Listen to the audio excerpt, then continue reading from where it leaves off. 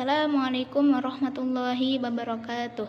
Di sini kami akan menguraikan makalah kami tentang teknik-teknik dalam menerjemahkan.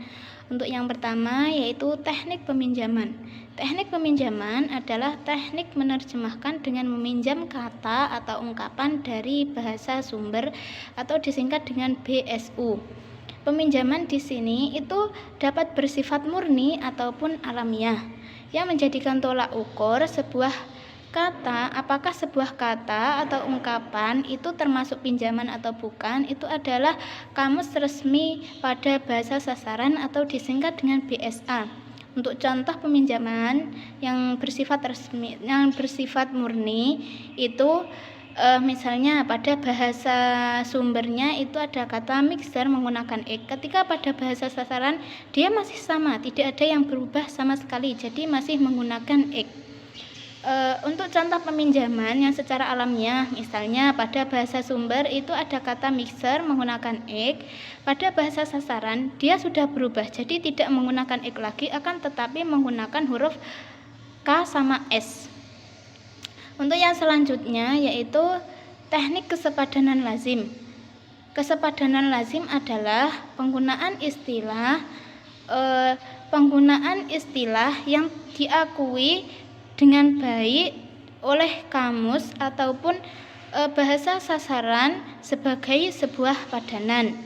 Penggunaan istilah ini tidak hanya digunakan pada penerjemahan yang telah tercantum dalam sebuah kamus, akan tetapi digunakan pada istilah yang telah lazim digunakan pada bidang ilmu dalam suatu masyarakat tertentu.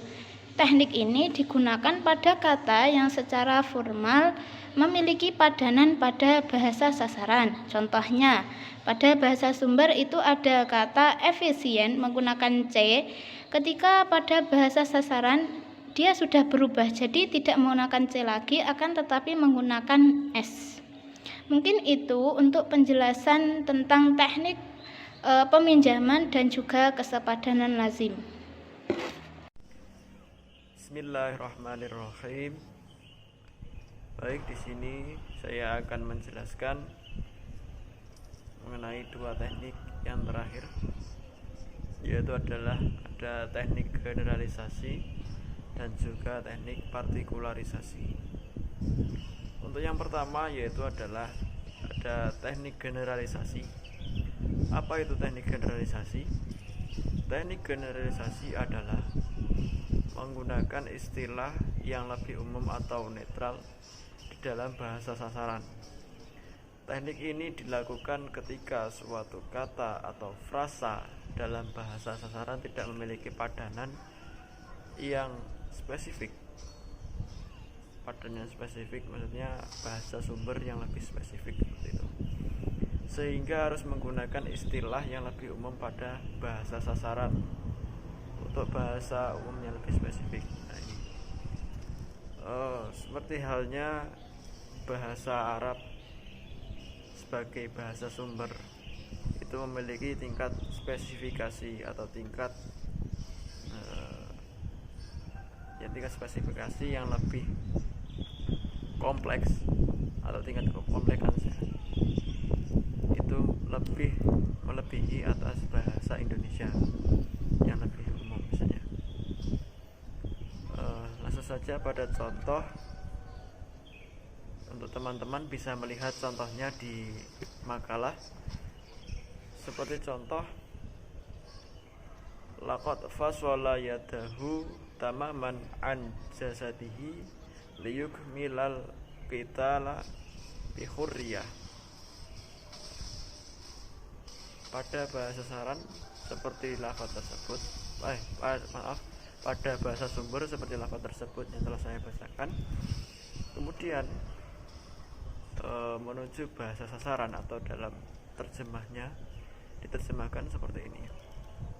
Ia justru memisahkan tangannya dari jasadnya agar bisa mengorbankan jihad dengan bebas dan leluasa. Langsung kita telah atau tidak teliti. Penerjemahan menggeneralisasikan kata qital yang diterjemahkan ke dalam bahasa sasaran menjadi jihad. Kedua kata tersebut memiliki arti membunuh, walau secara bahasa arti jihad itu berjuang. Ya, kita tidak bisa dipungkiri bahwasanya arti kata qital itu juga bisa membunuh, bahkan perang, atau yang seperti dalam konteks bahasa sasaran ini adalah untuk berjuang, ya, mungkin seperti itu. Karena kurang kompleksnya bahasa Indonesia terhadap bahasa Arab yang lebih kompleks. Ya, kita tidak bisa dipungkiri bahwasanya arti kata qital itu juga bisa membunuh, bahkan perang, atau yang seperti dalam konteks bahasa sasaran ini adalah untuk berjuang, ya, mungkin seperti itu. Karena kurang kompleksnya bahasa Indonesia terhadap bahasa Arab yang lebih kompleks. Oke, kemudian lanjut pada teknik partikularisasi. Apa itu teknik partikularisasi? Teknik ini merupakan kebalikan dari teknik generalisasi, di mana generalisasi itu pada bahasa sasaran lebih pada penggunaan kata yang umum karena kurang spesifiknya bahasa sasaran terhadap bahasa sumber yang lebih spesifik. Kemudian teknik partikularisasi ini yaitu menggunakan istilah yang konkret atau khusus di dalam bahasa sasaran. Teknik penerjemahan di mana penerjemah menggunakan istilah yang lebih konkret atau spesifik dari subordinat ke subordinat. Istilahnya dan juga untuk contoh teman-teman bisa melihat di makalah, dan saya akan langsung menjelaskan mengenai penjelasan pada contoh tersebut, yaitu kita lihat pada kata khaliq atau khaliqun, yaitu dispesifikasikan ke dalam bahasa sasaran menjadi Allah.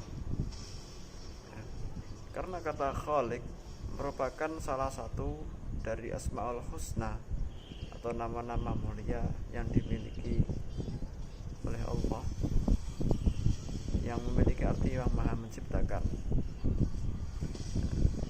Karena adanya